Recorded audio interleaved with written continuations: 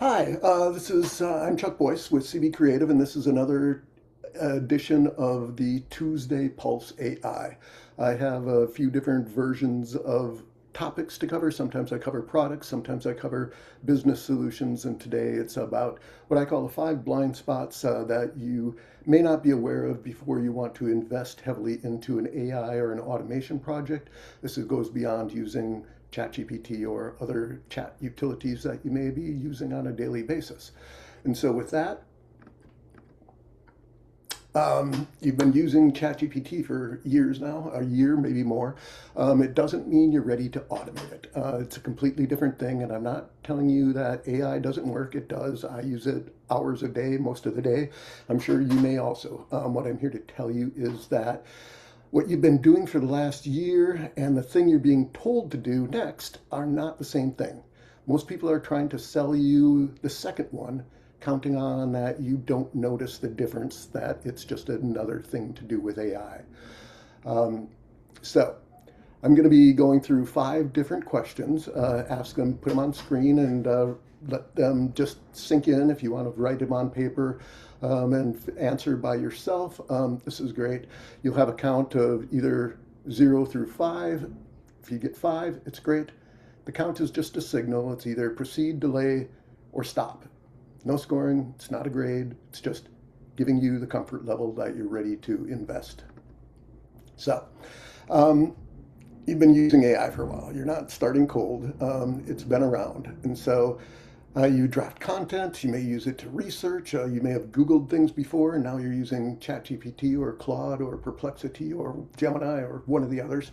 And you use it for brainstorming when you're stuck. Somebody on your team may be using meeting transcriptions and trying to summarize them for meetings. Or the thing is that nobody really approved any of it. It just happens. One thing at a time.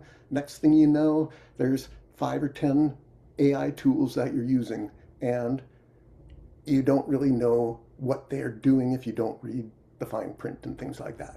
So now, here's something that's changed recently.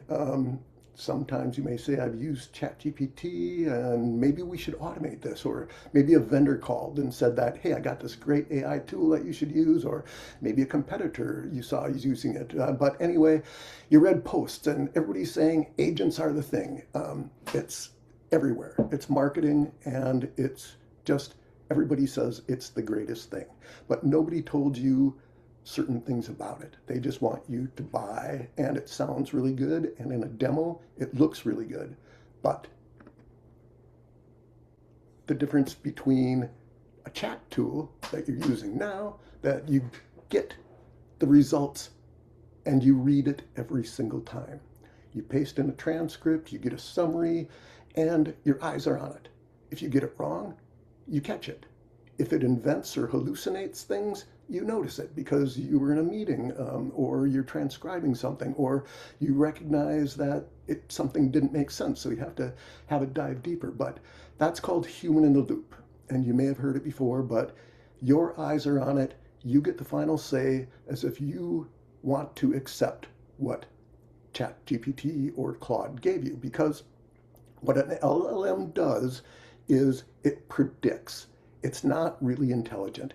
It has a database that it's been trained on, has lots of different subjects, and it has a vector database, and it's really fast, which is why the chips are so expensive and data centers are coming up all over the place, is that it processes and predicts what it's going to do next. And so some are better than others in certain ways, depending on how it's been trained. But the thing is that when you go into an automation or an agent, the human in the loop gets out of the picture. And so automation removes the person, and that's the entire purpose or the point of automation, is that the human shouldn't be in the loop. But the thing is, chat is safe, whereas automation is designed to eliminate that, and there may be problems with it that you're not going to be able to stop. So the answer is we'll keep human in the loop, and it sounds reassuring. However, when a workflow runs on its own, there's no moment when it naturally has a person step in. There's no pause unless you design that into the system at a specific point. You want to have human interaction, a point to review. Containment gets designed before runtime. If it doesn't, something like we'll keep an eye on it, that's not a design, that's a hope. And so without pause points, break points where a human can review before it goes out, you may have potential for problems. So here's two numbers. Now, again, these are as of July 2026. And so Standard & Poor Global surveyed over 1,000 companies in North America and Europe. 42% said that they abandoned their AI initiatives. That was in 2025, it was 17%. So the average company scraps 46% of its proof of concept before they even make production. And again, if you're watching this 6 months from now, verify the numbers, see if they've improved. But for the last 2 years, most projects, or not most, a lot of projects are failing because they can't get out of the proof of concept and go into production. Now, the second number is more interesting. This is MIT ran a project called NANDA, which is Network AI Agents in Decentralized Architecture, looking at enterprise AI pilots. Now, this is more for enterprise, large scale, not small businesses, which I normally focus on. But 95% showed no measurable impact on their profit and loss. So they spent a lot of money and they didn't get anything really out of it. So now this is just one study. It's not peer reviewed. It's not settled evidence, and I'm not going to say it is, but similar to the S&P data, two different studies, two different environments, similar results. It's worth paying attention to. Now, what does this really cost you if your business? Say that you have a business of 5 to 50 employees.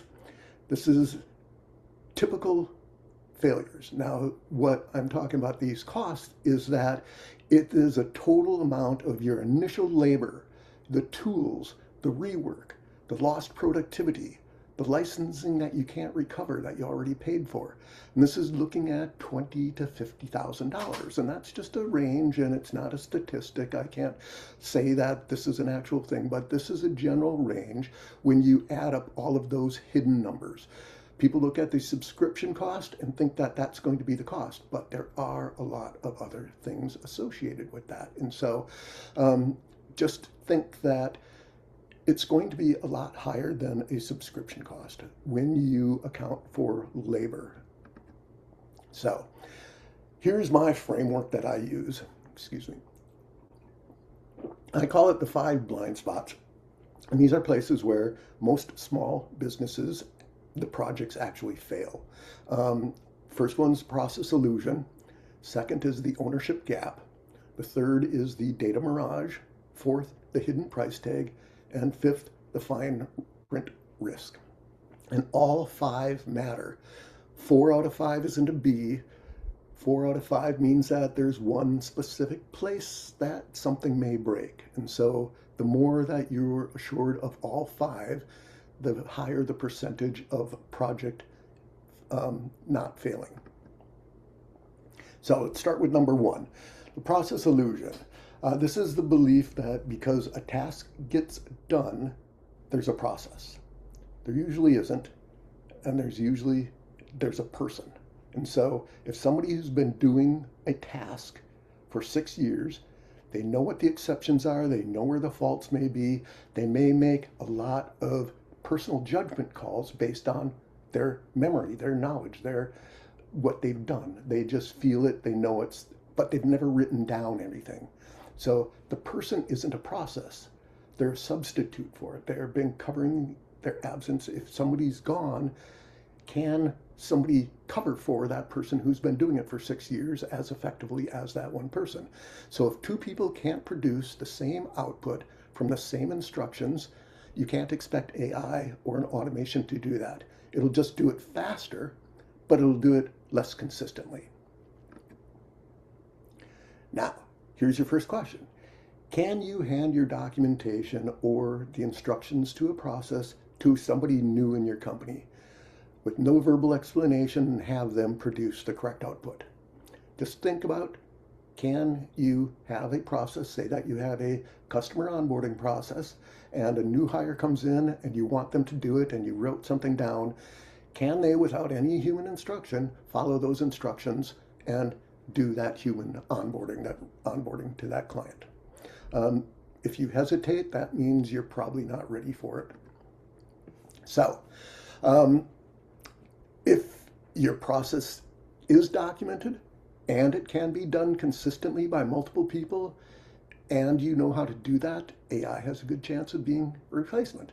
But if you hesitated, there's a gap. So write down we don't have the processes, we'll have that written down, document it first. That's just something to do. And you can't automate a process that isn't defined. And so you can only automate the chaos. And that's where you have a problem. And so you think about, oh, document your process. That sounds great. It's a 6-week project. Nobody has time to do it. So you can use shortcuts. And you may or may not be aware, but there's a category of screen capture documentation guides. Guide, Guidde, is one of those. There's many, but what it does is it records the task you're doing and then will automatically turn that recording into a step-by-step instruction guide with instructions. The thing is, it writes the document. And so instead of spending 6 weeks to do something, you're using a tool like Guide or some other recording process tool that will do it for you. And then it will actually write your documentation in an afternoon. And the thing is that when you look at these tools, you have to be able to edit the output after it's generated. Because if there's exceptions to your process, what's recorded will not capture those exceptions. And so you should be able to edit what it has provided you. Next is, can you export the finished document to something you own, or is it trapped in their platform? Are you going to be stuck with their platform and always have to use it? Or can you export it to edit it and save it and use it as that? So that seat cost may be increasing from one person to another. So you have to consider that. Can you edit your output? Do you own the output? Does it cost more when you're recording more processes by more people? Extra cost, don't want to go into that more today, but that's an option you have for recording or documenting your processes. Next is your ownership gap. This is AI produces output, and that output needs a human to review it. As I said, AI has been known to hallucinate. It's getting better, but it still can come up with false things. And if you feed in the wrong data, you may not be aware that you're sending bad information to a client, false information, old information, things like that. And so can you name the ownership of your output? Automation doesn't create the ownership gap. It's revealed after it's done. And so you need to name a person, not a role, not somebody in accounting does it. It's Sarah in accounting is responsible for reviewing the final financial outputs.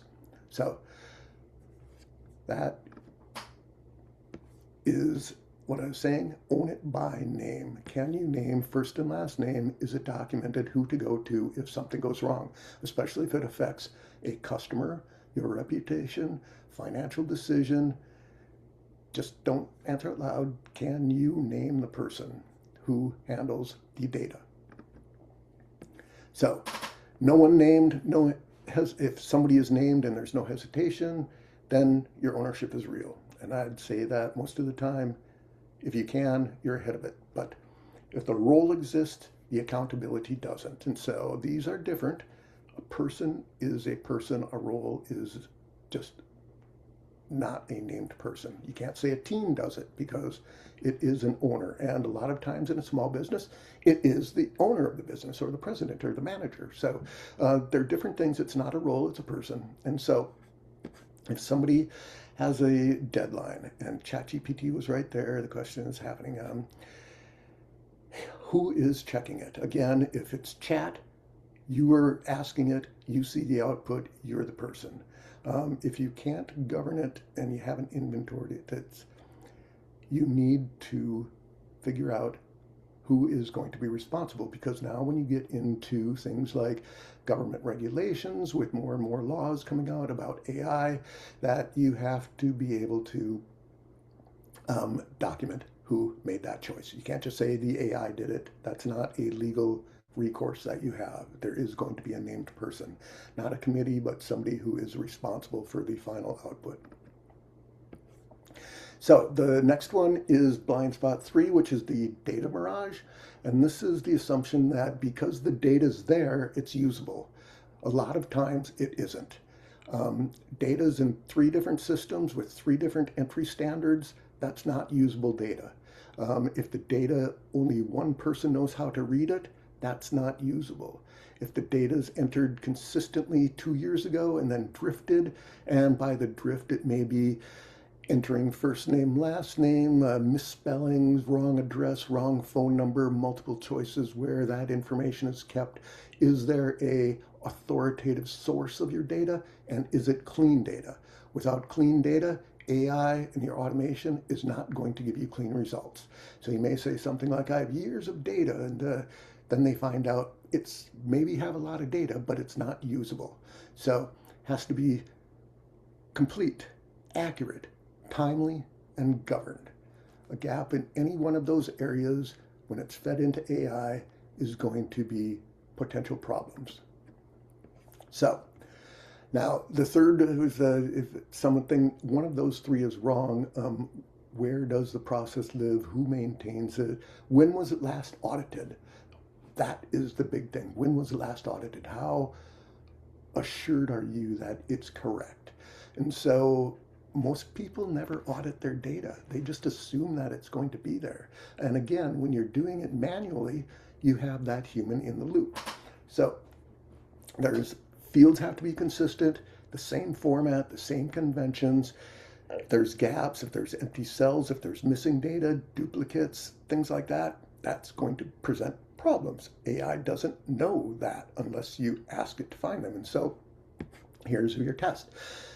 Take your data and take a 50 record export or something and strip out anything sensitive and feed it into your favorite chat tool, ChatGPT or Claude or Gemini or whatever, and ask it to identify inconsistent formatting across the columns. Ask it to find duplicates, ask it to find different spellings, what type of fields are incomplete. Ask it to review how clean your data is. And if you're not asking it to fix you're not asking it to fix your data. You're just asking it, is it consistent? Is it in a usable format? And you'll get surprising answers a lot of times. It's again, you have a human reading the answers. You're not updating. You're not having AI update the data.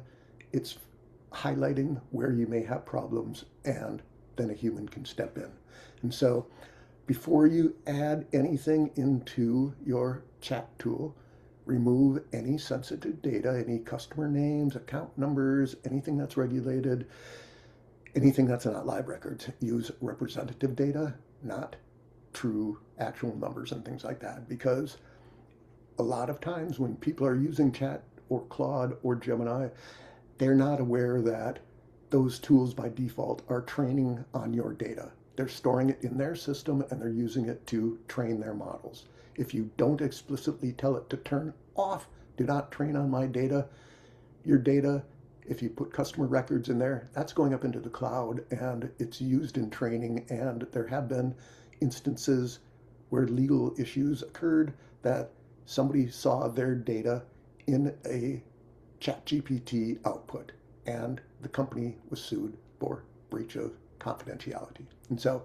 those are just becoming more prevalent with more privacy laws being established. Texas has a new one. Colorado just delayed theirs until January of 2027, but there are a lot of different laws on the books. I know New York has some in works and California has some, and it's just becoming more of an issue that you have to be aware of where sensitive data is being stored and not allowing those tools to be trained on it. So now here is the hidden price tag, which a lot of people don't think about because the subscription is just your entry fee. So if you have a $200 a month tool and it's 15 hours of labor at $50 an hour, suddenly that's not a $200 tool, that's a $950 a month tool, because there is a human usage. And then you have the various other things. You have the 5 layers, you have your subscription, you have the labor, you have variable usage, especially if you start using API calls. Then you have integration, if you're using a tool like Zapier or Make or some other integration tool. And then there's failure recovery, the time to roll back. So again, $200 a month subscription with the hours and a review and the handling of exceptions, that's a lot more than the $200.